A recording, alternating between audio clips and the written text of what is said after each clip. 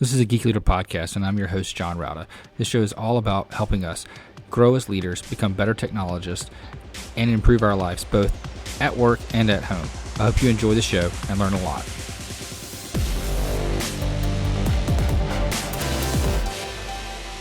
Welcome to a Geek Leader podcast. I'm your host, John Rauda. And if you could, please do me a favor and take a moment and leave a rating and review in whatever podcast player you're listening to this on, whether it's Apple Podcasts, Spotify, iHeartRadio. Doesn't matter. I'd greatly appreciate it. And that feedback really helps get other listeners to the show. Also, if you're not subscribed, go ahead and subscribe so you don't miss an episode. And if you feel so inclined, you can go to geekleader.com/tip and donate to the show. Thanks so much. All right, Geek Leaders, today I'm honored to have Itamar Friedman on the show, co-founder of Qodo AI. We're going to talk a lot about that and what that means for the future of software development, engineering, and wherever else the conversation takes us. Anyway, with all that being said, Itamar, welcome to the show. Thank you for hosting me, John. Yeah, if you don't mind, just tell the audience a little bit about your background and how you got to where you are today, just to give us some context for the conversation. Sure. I'll start all the way back to the most relevant part that's relevant for today. In the early days, I worked in arguably the most successful company in Israel called Mellanox, today part of NVIDIA, generating a lot of revenue for NVIDIA. And I worked there in verification. It's a chips verification, where things are mostly verifying that a spec works according to the spec means the things work according to the spec. It means that checking that bits in, bits out, bytes in, bytes out are according to what it was defined by the architectures. Then I worked another startup also in verification, more in system verification. So this is the beginning. And then I moved to learn a lot more about machine learning, that my bachelor degree, master degree, etc., machine learning. And I kind of realized during this time why the techniques that we used in hardware verification is not, so, let's say, common on doing software verification. Because in software verification, it's not bits in, bits out. It's actually natural language description in and a human interface out. So I thought machine learning could be definitely close some of the gap, but it wasn't powerful back then. I continued with entrepreneurial, let's say, experience, doing a first startup with using machine learning with robotics, and then leaving it after 2 years. It's an interesting discussion by itself, and then establishing a visual lead that was later acquired by Alibaba, where we did a lot of machine learning on mobile phones. And our target market was actually Asian, so that's one of the reasons that Alibaba acquired us. Then I had amazing time, many years in Alibaba, and one of the reasons is because, again, arguably, Alibaba is one of the leading companies or research labs for training machine learning models, creating foundation models. I think together with Meta, maybe the two leading open source models, creators out there. Of course, there is a closed source like Anthropic, OpenAI, etc. And so at Alibaba, I led a full lab with products and researchers, etc., from doing papers all the way to generating creating apps that gets to 10 million monthly active users in a year and a half and things like that. Mm-hmm. And that was during 2017, 2021, when I realized how ML becoming so powerful, we can start calling it AI. And that led me eventually to leave Alibaba and go back to the idea that, we can now use AI to do verification, but this time for software. And that led to the establishment of Qodo AI, late 22 was BC, before ChatGPT. and that's about my history. Yeah, that's awesome. So when you talk about using Qodo AI for verification, do you mean like testing for QA and unit testing and things like that? Yeah, definitely. So verification in software, maybe it's not the clearest definition as people on the hardware would see it. We actually like to call what we do at Qodo AI in the software domain actually integrity. We see under integrity umbrella for testing of different kind, but also spec matching, verifying that it's testless testing, right? verifying that your your code is implemented according to a spec, not necessarily with testing, with tests like the traditional one. That's like probably could not be possible without AI. In additional, for example, like verifying like best practices, like maintainability, etc. That's what we call integrity. The verification part of it, it's maybe like when you do have a spec, then like a technical spec, like to verify that's implemented as expected. But like the projection of that into software, I would actually call integrity. We didn't invent this term. It's actually a term you can find on Wikipedia, like code integrity, but we're hanging it on really strongly. Yeah. So with your background being somewhat of hardware verification and software, what do you see the differences between the two? Like, what are some of the big things that kind of jump out at you as like, it makes sense in hardware, but maybe not so much in software? Yeah, a bit mumbled in the beginning, but what I try to say there is that usually in hardware, when you look on the definition of what a developer gets or creates before writing lines of code, for example, in hardware, it's maybe VHDL, Verilog, etc. It's usually a technical specification that is on the level of algorithms that you can even check formally, like mathematically. That's why like in hardware verification, you have formal verification. Like you even have like tools and languages that supports you like almost proving that a certain model and the hardware is working as expected. Right. But in software, like when you look on the specification, it's usually user flows and like good flows, bad flows, edge cases, etc. There are natural language description with so many edge cases that are probably not described. And unless this software is like almost an algorithm, like very clear business logic, that even mathematical algorithm, it's usually hard to apply like formal verification. So the techniques that are being used are very, very different. And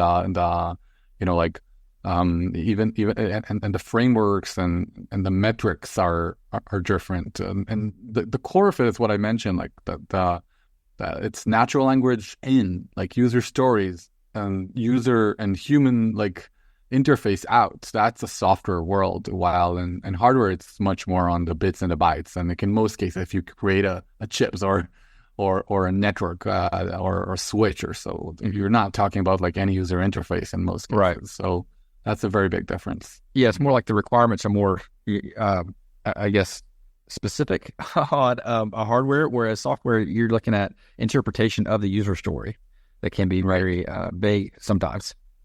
Yeah, sometimes developer would say like, "Hey, if I need to detail, like put in details the spec, like in such great details, it's actually writing the code. So I don't want to do that. So usually the spec is not even full with all the details that you need." I would say that in most cases in hardware is not that case. Like, and usually when you design the model, you have a very pretty good like review of the plans that are quite rigorous of what needs to be done. Mm-hmm. Also with software, like if you did detail it out into such specifications, you're kind of taking away some of the creativity of the developer. Yeah, it's like really depends on what a developer and the company. Some would say, like, you probably know what I'm talking about. Some would say, hey, I want the product team to give me it into like detailed enough that I just need to code. And some will like, hey, why are you not leaving like any freedom to create or like either creativity or either like freedom to operate so enough that I can choose different type of like architectures, implementation, etc. So like very like, but I roughly like I very much agree with you.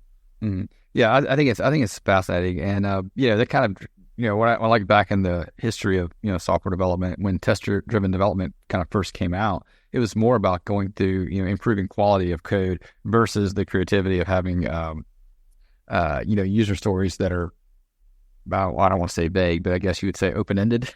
That. How do you see like machine learning and AI kind of transforming some of that as models go forward? Yeah, first, test-driven development. One of my favorite topics. Like we're talking about the fact that developers, you have like the famous triangle, like the specification, testing, and code, right? And then like the idea is that TDD in at least in my opinion, I don't think like I'm saying anything new, but like you start with the specification, then you move to write down the testing part, at least a portion of it, and then you move to the coding part, and you see the test moving from red, not passing, to green, right? So I think like most of the world does not work TDD style because it's very tedious Correct. and frustrating to some. Like if you think about like a regular dev team, at the end of the sprint, you have to have the code. If you have the test, it's like it's good. So, yeah. I was gonna say it's also more expensive, like that. Yeah. It seems like it's more expensive up front anyway for startups to try going down that path. And like you said, at the end of the day, you have to have the code at the end of the sprint. So yeah, totally. And so I think like although maybe I don't know 20% of the world think, or maybe 80% of the world think that this is a good idea, I think only 5% actually practice it. And or that sounds about right. And I think AI could eventually enable that.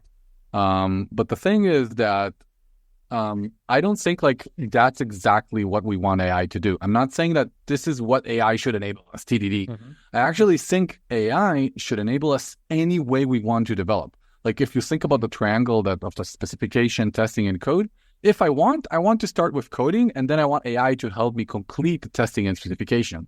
If I want to start with test, I actually want AI to help me to complete the spec and code.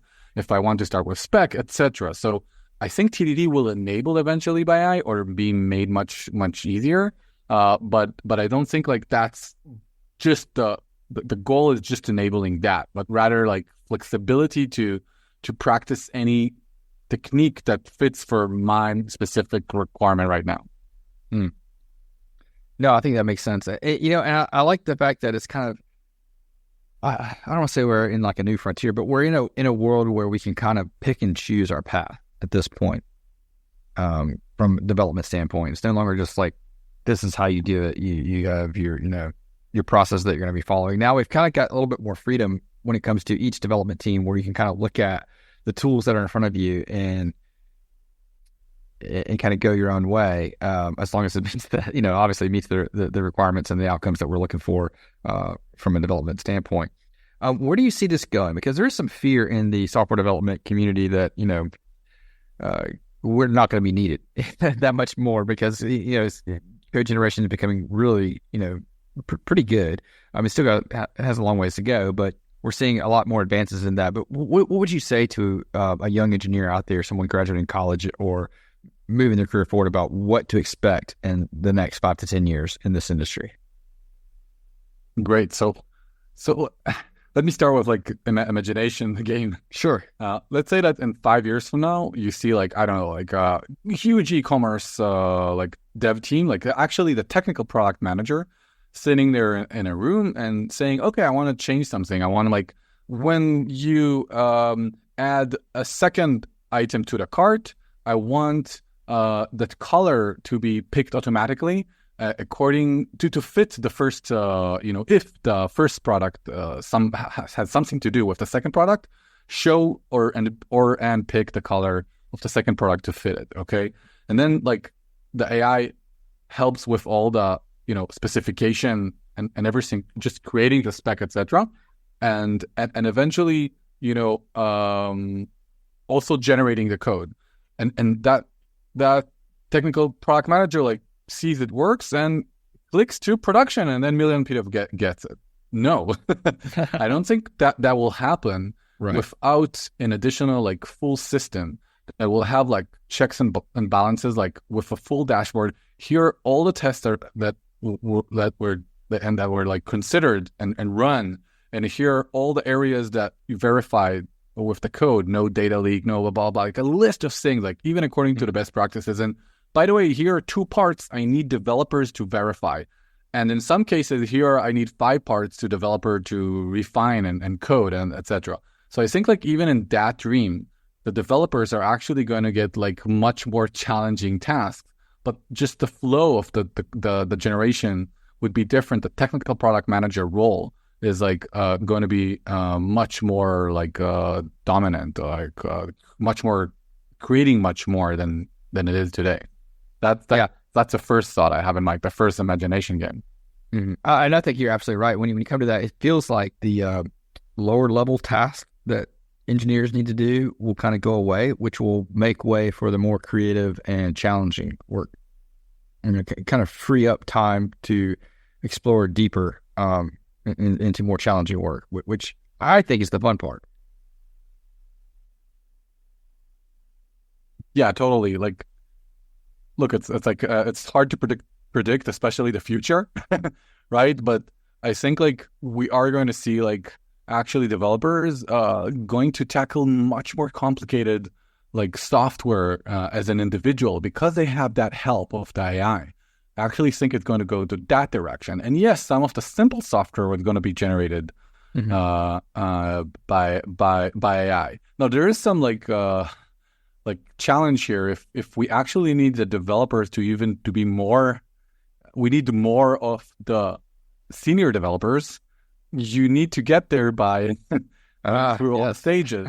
So there is some conflict or some like dilemma there, or so to solve. But generally speaking, like, and I can elaborate on that. But generally speaking, I think like there at least for the next 10, 15 years, the developers are not going to like disappear.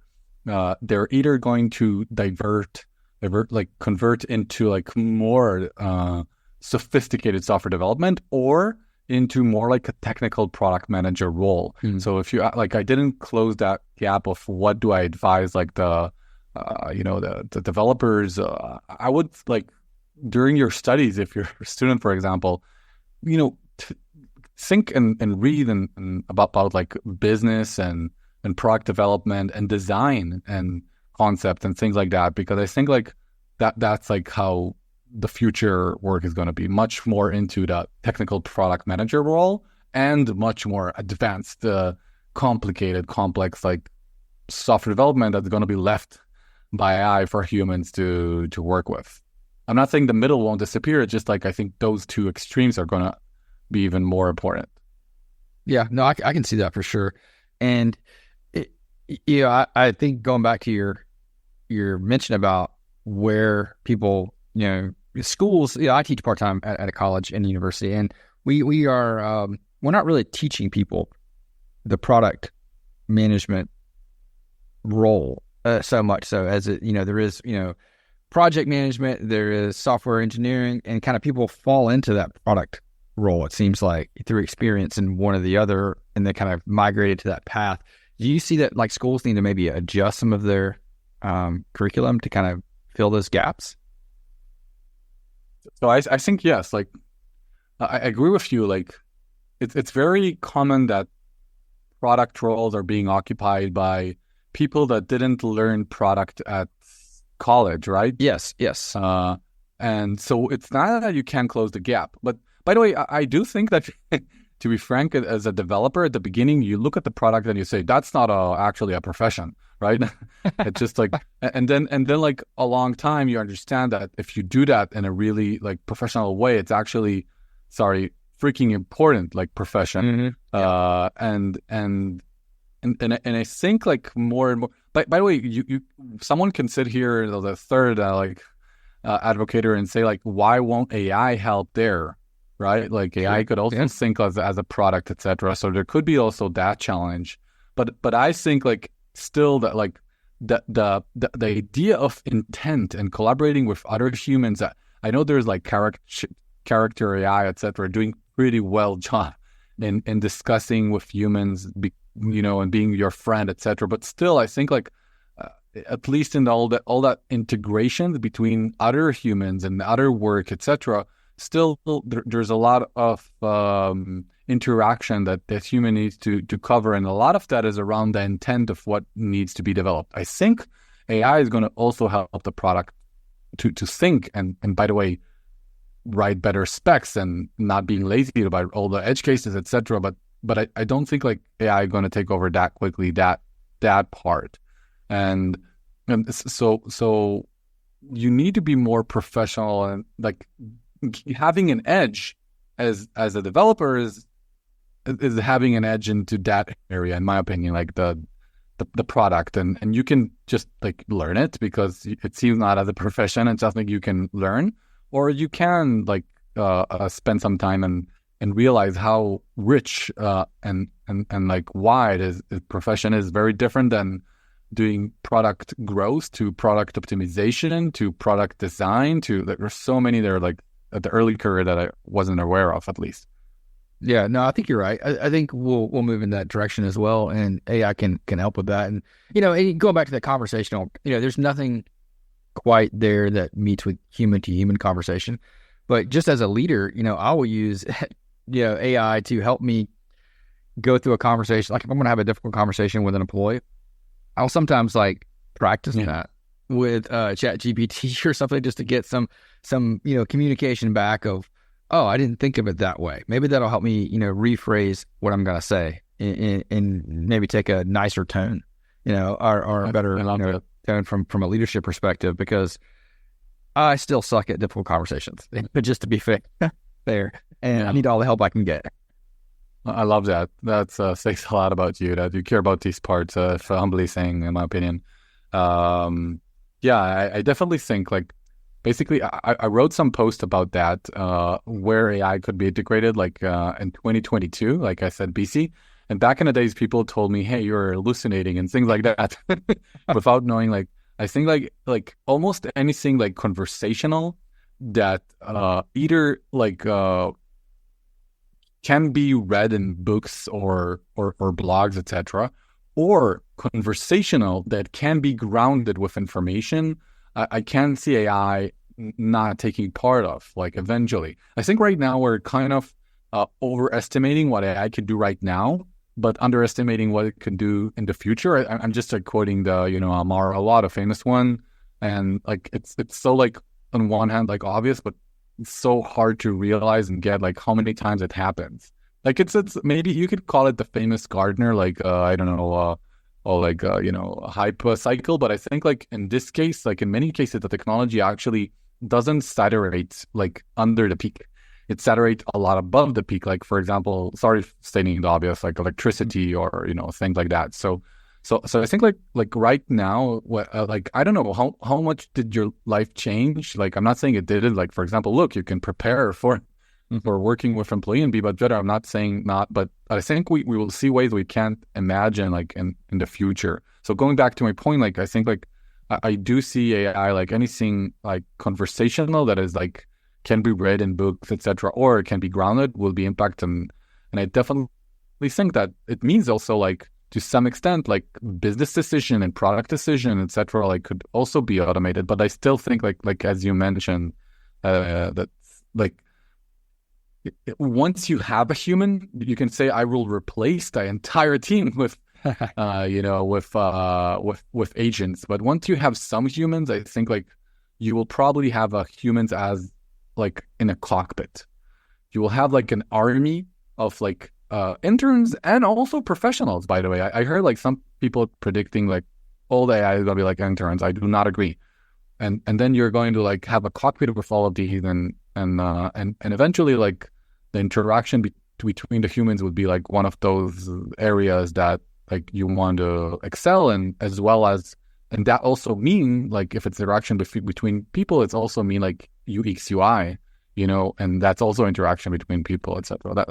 That's my point of view, like on that. Yeah, no, I think that's very fair. And I did want to hit on one thing that I noticed on your website. You guys have one of your I guess it's your core values is no fear from a good conflict. And I loved reading that. And I want to know what that means to you and why it became one of your core values. Well, thank you for asking. To some extent, I take inspiration from Netflix Farming for Descent. If you know what I mean, but it's a bit like our take on it. So basically, I think like, what, before that, I want to give like a really short context. I think even if I'm the CEO, I would choose different like values for different companies and products that I would build. Yes, I'm not kidding. Like there's a difference between the culture I would want to build if I'm building rockets or I'm building like machines to or to that should dig into your brain and implement something, or Netflix, that what the worst that could happen, or building software for developers. And specifically, like in our specific domain, first of all, developers really appreciate like directness and truthfulness and all that. But also, the thing is that our field is moving so fast, and there's no time to put things under the carpet, like and deal with them later. We need like the collective mind of our sorry for like subjective here, like amazing like team, and we're recruiting, by the way, to go to the right direction, and this usually means you need to get into a conflict, and the thing is that a culture that like strives for conflicts is like, I see it as a maxima, like an optimization. A maxima is something that is not stable, right? You take a ball, you put it on the top of the hill, you give it like a small bump and it rolls down, as opposed to a minima, where it's like a culture that always like give you like amazing, like you flatter and like give compliments, all these small wins and big wins. You don't talk about the hard things. It's also like a possible culture, but I think like in our field we must be on the top of the hill, being aware what's happening around us and to us, and not hiding.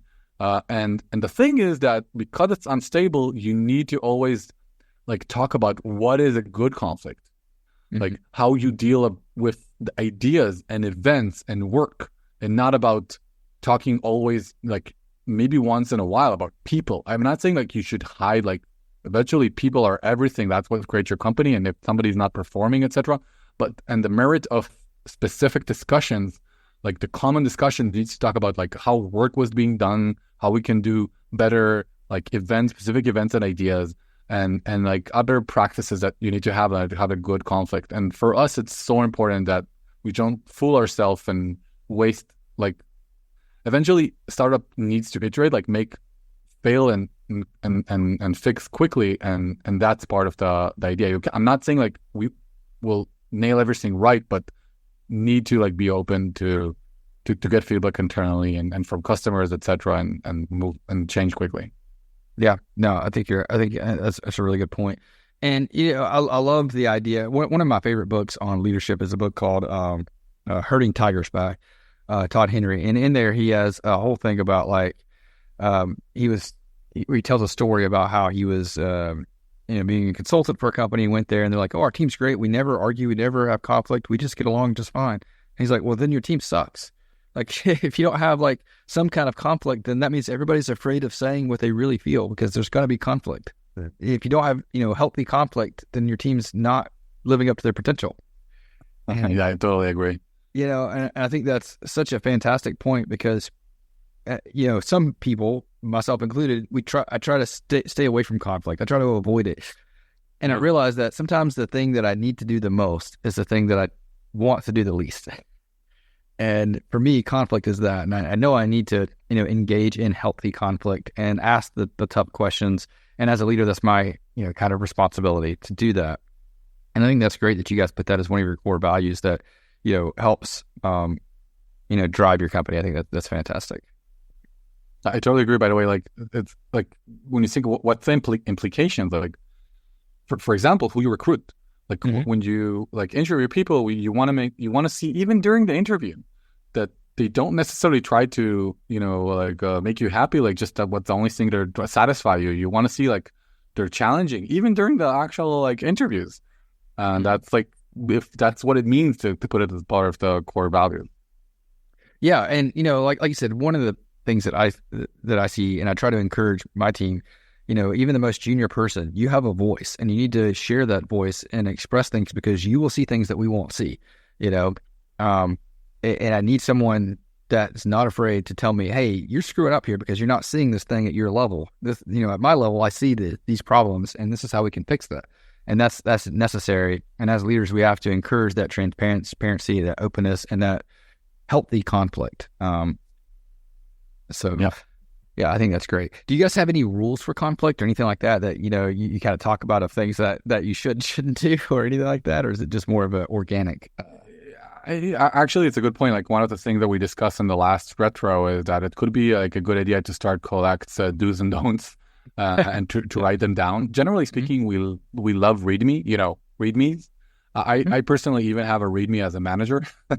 Hey, I tend to stop you in the middle, but please know that A, B, C, D. I don't know if I'm trying not to do it to you. Like we're in the podcast, so like that's my bad. Like that's my con, and like here's how to manage with that. And saying things like that. So as a dev tool company, building a platform with a bunch of tools, etc., like documentation is important for us. Back to the point, like documenting that part is important. That's what actually feedback I got from the team. Could be a good idea to start collecting that.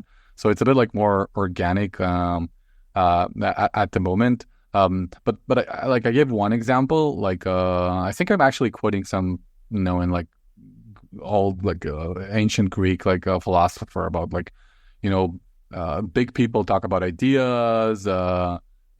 Medium people or something like that, like talk about like events. Small people talk about people.